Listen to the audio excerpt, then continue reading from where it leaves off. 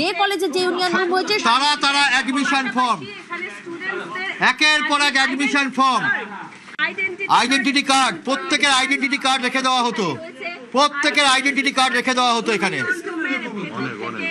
তারা কয়েক হাজার আইডেন্টিটি কার্ড, পুরো বস্তা বন্দি আইডেন্টিটি কার্ড, এবং দেখা যাচ্ছে সেই ছবি সুরেন্দ্রনাথ কলেজের আইডেন্টিটি কার্ড। কোন সালের আইডেন্টিটি কার্ড? অভিজিৎ, কয়েক হাজার বিভিন্ন বর্ষের, এবং একের পর এক বিভিন্ন আলমারির কাবাট খোলা হচ্ছে। তারা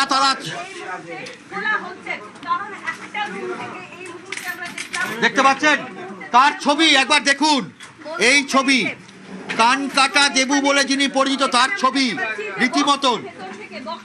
রবীন্দ্রনাথ ঠাকুরের ছবি, বিবেকানন্দের ছবি, গান্ধীজির ছবি, নজরুলের ছবি, সবার উপরে ছবি রয়েছে কান কাটা দেবু। অর্থাৎ ইউনিয়ন রুমে কানকাটা দেবু পূজিত হতেন, তাই তার ছবি রাখা হয়েছে। ইউনিয়ন রুমের এহেন কীর্তি এবার প্রকাশ্যে। নিঃসন্দেহে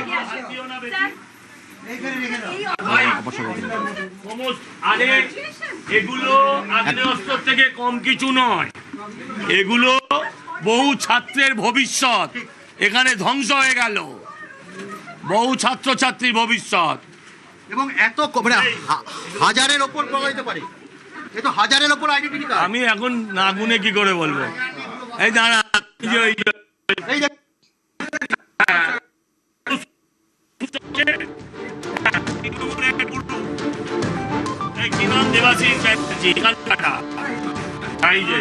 রবীন্দ্রনাথ ঠাকুরের ওপর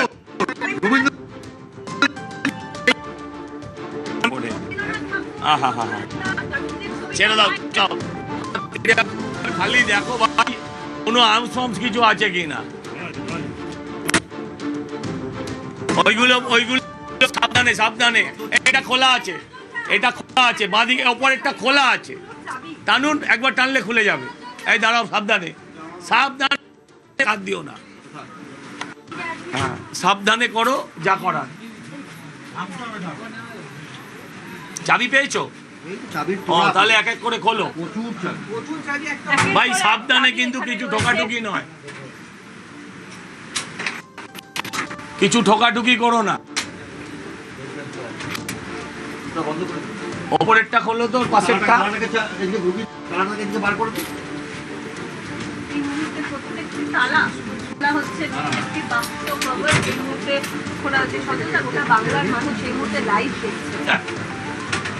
সুরেন্দ্রনাথ কলেজ,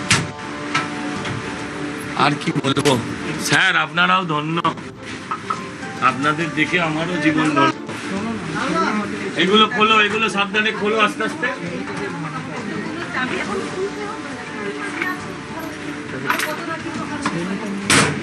ভাই ঠোকাঠুকি করো না, আবার বলছি। একের পর এক ছবি আপনাদের সামনে। ডে কলেজের ইউনিয়ন রুম ভাঙার পর ইভিনিং কলেজের ইউনিয়ন রুম ভাঙা হয়, যেখানে একের পর এক ক্যাবিনেট খোলা হয়। আমরা জানি যে প্রায় 8 বছরেরও বেশি সময় ধরে রাজ্যের একাধিক কলেজ, সেখানে ছাত্র ভোট হয়নি, কিন্তু কলেজে খোলাই দিয়েছে ইউনিয়ন রুম। দাপিয়ে বেরিয়েছেন তৃণমূল ছাত্র পরিষদের নেতা নেত্রীরা। বহু প্রভাবশালী প্রাক্তনী রাজনৈতিক মদতে কলেজে ঢুকেছেন, বেরিয়েছেন, এবং ছাত্র ইউনিয়নের জন্য বরাদ্দ হাজার হাজার টাকা নয়ছয়ের পাশাপাশি ইউনিয়ন রুমে অবৈধ কার্যকলাপ চালানোর ভুরি অভিযোগ উঠেছিল। এবং সেই আবহেই শেষ অবধি তৎপর হয় কলকাতা হাইকোর্ট। কলকাতা হাইকোর্টের তরফ থেকে নির্দেশ দেওয়া হয় রাজ্যের সব কলেজ ও বিশ্ববিদ্যালয়ের ইউনিয়ন রুমে তালা ঝোলানো হবে। উচ্চশিক্ষা দপ্তরকে নোটিশ জারি করার নির্দেশ দেওয়া হয়। কিন্তু এখানেই প্রশ্ন, সেই নোটিশ কি মানা হয়েছিল? সেই নির্দেশ কি মানা হয়েছিল? যদি সেই নির্দেশ মানা হয়ে থাকে, তাহলে এতগুলো অ্যাডমিশন ফর্ম কাদের, কোন ইয়ারের? একাধিক প্রশ্ন সামনে আসছে। কালো প্যাকেটটি কবে রাখা হয়েছিল? যে কলেজের ইউনিয়ন রুম ভাঙার পর যে কালো প্যাকেট আমরা আপনাদের দেখিয়েছিলাম, সেই কালো প্যাকেটের মধ্যে কি ছিল, কবে রাখা হয়েছিল, কোন সালে রাখা হয়েছিল? একাধিক প্রশ্ন সামনে আসছে।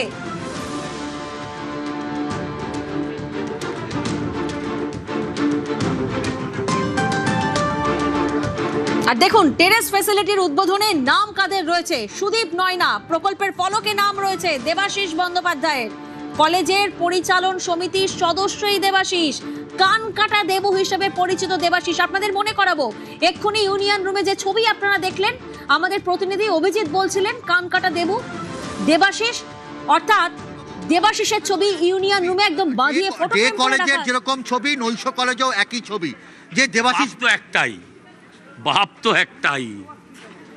হ্যাঁ, সকাল আর সন্ধ্যের তফাৎ কি আছে, বাপ তো একটাই। রবীন্দ্রনাথ ঠাকুর বিবেকানন্দের ছবির মানে ওপরে হচ্ছে এই দেবাশিস বন্দ্যোপাধ্যায়, ওপরে কান কাটা দেবু। হ্যাঁ, ও তো ওপরেই, ও তো ওদের ওপরেই, ওপরে থাকবে না নিচে থাকবে হয়?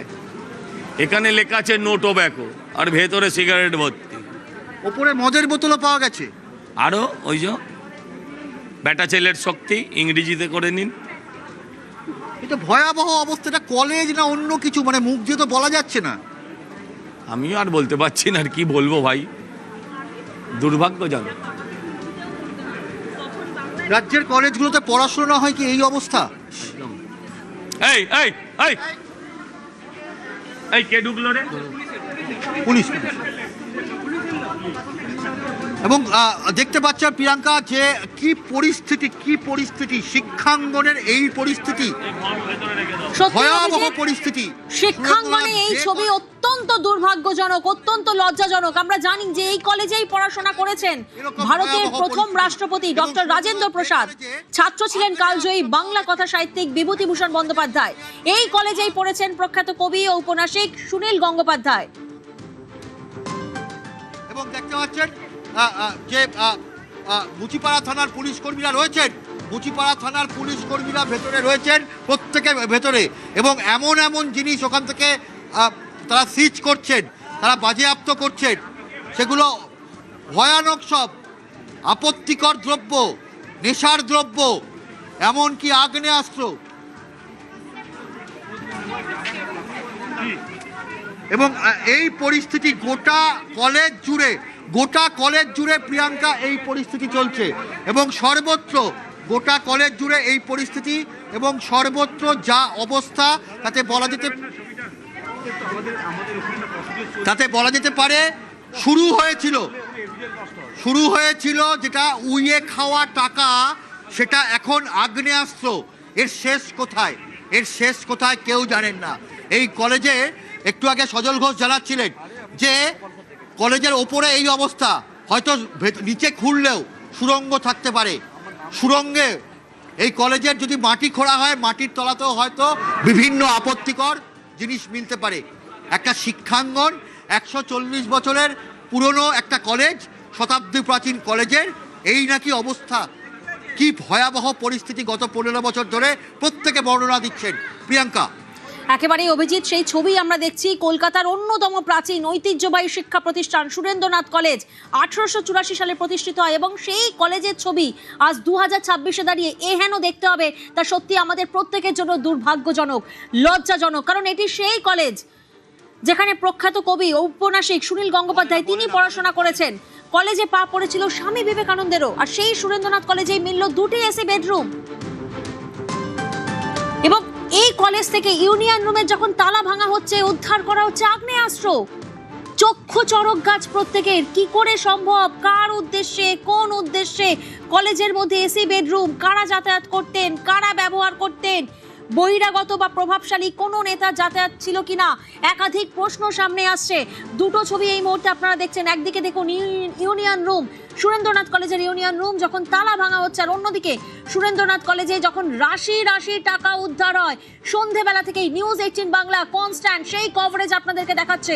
নিউজ 18 বাংলায় আপনারা দেখতে পেয়েছেন সন্ধেবেলায় যখন প্রথম আমরা দেখিয়েছিলাম রাশি টাকা উদ্ধার হয়েছিল, কোথা থেকে এত টাকা এসেছিল, কার উদ্দেশ্যে এত টাকা অ্যাটাচি করে রাখা হয়েছিল, বিভিন্ন প্রশ্ন সামনে এসেছিল। আমাদের প্রতিনিধিরা তারা পৌঁছেছিলেন, তারা বিভিন্ন জায়গায় এই প্রশ্ন তুলছিলেন যে শিক্ষা প্রাঙ্গণে কি করে উইয়ে খাওয়া টাকা। আর এই সবের মধ্যেই আমরা তারপর কি দেখলাম, আমরা দেখলাম সুরেন্দ্রনাথ কলেজে বেডরুম, 2টি এসি বেডরুম, আর কলেজের বেডরুমে অ্যাটাচ টয়লেট। জানেন ঘরের চাবি থাকতো কাদের কাছে? তৃণমূল নেতাদের কাছে।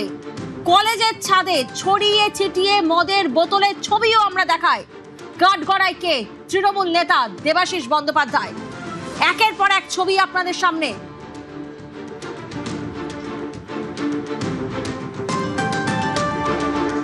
আর আমরা ফোনে যোগাযোগ করেছিলাম